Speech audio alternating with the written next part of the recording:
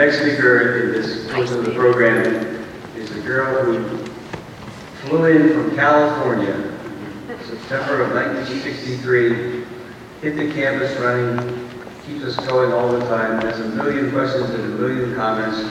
She still likes to be called Marie, but as I say to her all the time, she'll always be Snooky to me.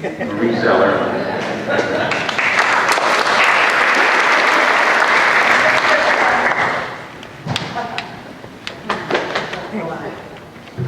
That's better than two big deep breaths, man. I'll tell you, I think we owe Oliver and his group a really round of applause. They've done a great job tonight and this whole weekend. And can we just do that?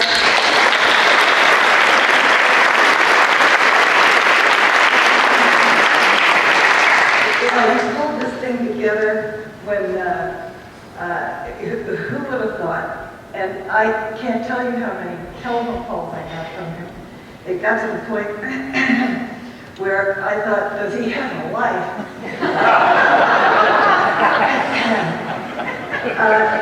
Actually, I think another good thing we ought to go out to hearing nicely, because he put together a book that I think we'll all cherish, and we've got some good phone numbers and emails in there. And the thing of it is, he really waited for some of us until the last minute to get that stuff. And I gotta say, I think he did a great job. And I think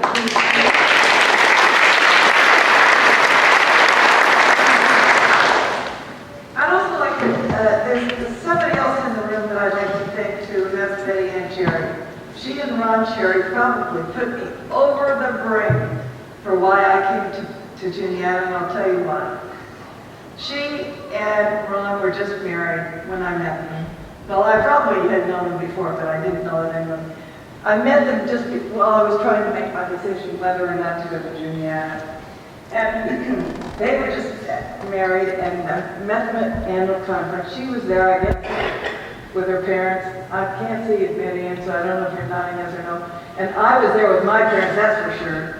And so I was talking about, the fact that my father said, I don't care where you go to college, but it has to be brother. And that means there's 6 choices in this whole country.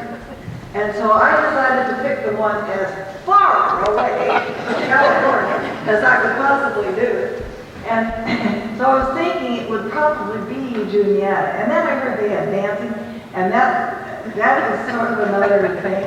And then I ran into Betty and Ron at the annual conference, and they talked about how enthusiastic they were about being part of Juniata. And I really got to say, Betty, that put me over the top. So I'd like to have Betty.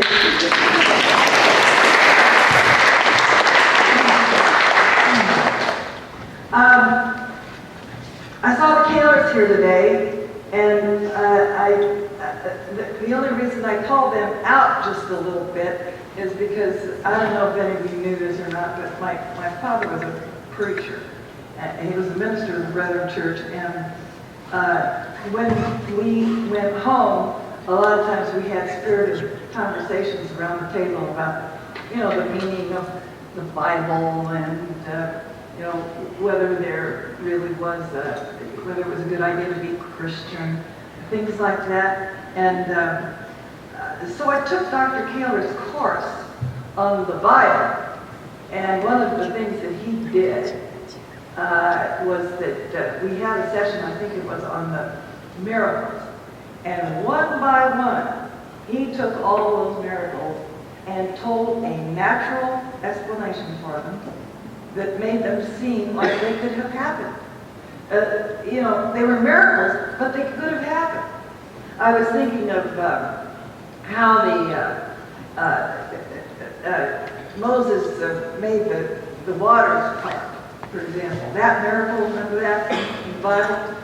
Well, so Dr. Kaylor, I'm going to remember from 50 years ago, so pardon me if I get it a little wrong, but basically that there are ways that you go through the water where you know where the shallow parts are, and that every now and then the tide is low enough that when you walk through the water, you don't have to go in very deep.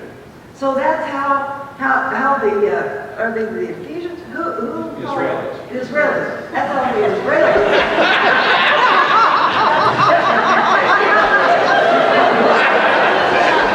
They didn't put the water before the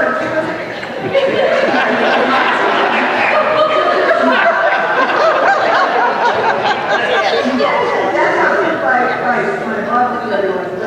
Well, there was the other one about the guy, Jesus going and providing wine and bread for the,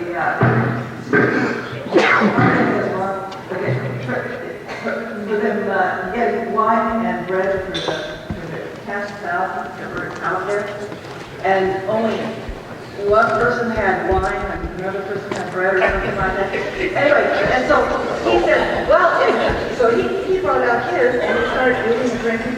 And everybody took in their coats where they had their wine and their bread in. And it was like as if it was a miracle because it allowed them all to eat and drink it. But they called it a miracle in the Bible. Now, Dr. Kaler, if I got any of this wrong,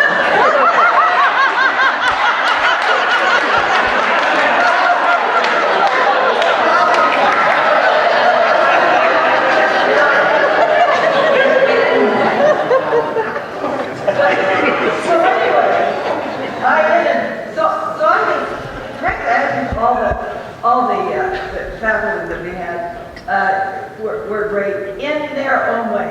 I just had a conversation today about whether Binkley and Harvard were okay with George.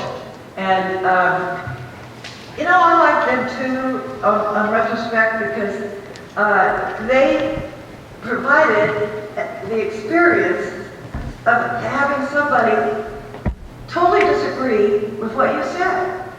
I mean, and you might say, well, I think that Shakespeare thought this and that and the other thing.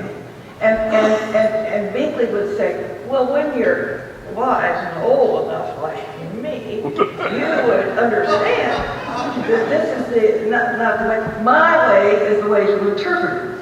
Well, I mean, I think we need to know people like that in our lives.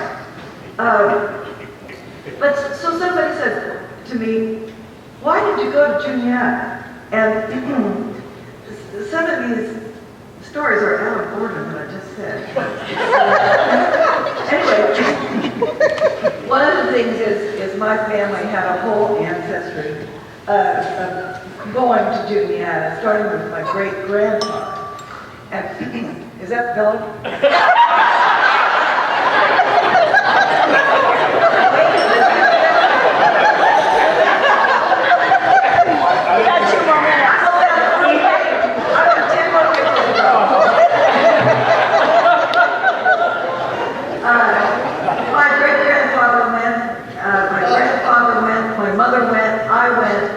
And my niece went in the class that followed me. So now we have 5 generations of the Zellers, the Holzhoffers, and the Royers who went to Juniata, and I think that's a pretty good reason that I should have been right in the middle there. So, okay, what I want to say is, very briefly, I timed this. Anyway. One of the things that I thought about when Dave asked me to talk, first of all, I forgot what he really wanted me to talk about. So I asked and decided how far we've all come in 50 years. I mean, look at what we have now in terms of the electronics, phones for everybody, internet, email, Google, thin TVs, the biggest ever TVs, the smallest ever TVs. We were the class that graduated when the first James Bond movie, Dr. No, came out, when he was very handsome and young, of course. We graduated the year that the Beatles came out with their first song, Please Please Me, and their second song, Love Me Do. we graduated the year that Betty Friedan wrote her book, The Feminine Mystique, which you know talked about how good women are in the world. And it was also the first year that the Equal Pay Amendment Act for Women was passed, which of course has been added to by the Lilly Ledbetter Act. We had the first black actor win an Oscar the year that we graduated. That was Sidney Poitier for Lilies of the Fields. You may remember that. And then there was Martin Luther King's March on Washington. Washington, I'm supposed to say. In the summer of 1963.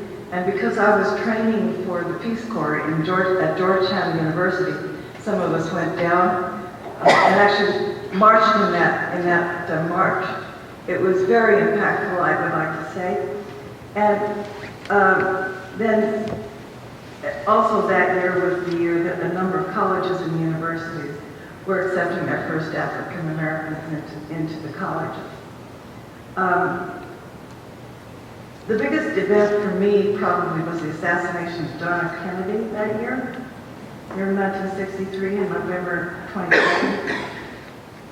It was personal because, for me, because I had felt like I was a Kennedy kid when I went into the Peace Corps, and I felt he personally asked me personally to join the Peace Corps, and I was only in Turkey 2 months when it was announced over the voice of America that Kennedy had been shot, and they weren't sure whether he was going to live or not.